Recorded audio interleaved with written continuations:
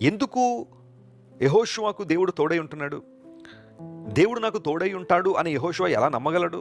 అతనుకున్న guarantee ఏంటి? అతనుకున్న భరోసా ఏంటి అంటే, నేను మోషేకు తోడై ఉన్నట్లుగా నీకు కూడా తోడై ఉంటాను. దేవుడు ఒక ఎగ్జాంపుల్ని యెహోషువ ముందు ఉంచాడు. నేను మోషేకు తోడై ఉన్నట్టుగా నీకు తోడై ఉంటాను. దేవుని బిడ్డలారా, దేవుడు తన కార్యములను ఎంత గొప్పగా జరిగిస్తారో చూడండి. మోషేకి దేవుడు ఎలా తోడై ఉన్నాడో యెహోషువకు తెలుసు కాబట్టే అతని కళ్ళ ముందు జరిగిన సంఘటనలు దేవుడు మరలా తీసుకొచ్చి, మోషేకి నేను ఎలా తోడై ఉన్నానో నీకు కూడా అలా తోడై ఉంటాను, నువ్వు భయపడొద్దు, నేను నీతో ఉన్నాను కాబట్టి నిబ్రము కలిగి ధైర్యంగా ఉండు, జడిసిపోవద్దు, శత్రువుల మీద జయమిస్తానని దేవుడు వాగ్దానం చేసి యెహోషువను అత్యంత బలంగా వాడుకున్నాడు. ప్రియ దేవుని బిడ్డ, ఈరోజు అనేక సమస్యలు నేను సవాలు చేస్తున్నాయా? అనారోగ్య సమస్యలు నిన్ను సవాలు చేస్తున్నాయా? అప్పుల బాధలు, రుణభారం నేను సవాలు చేస్తుందా?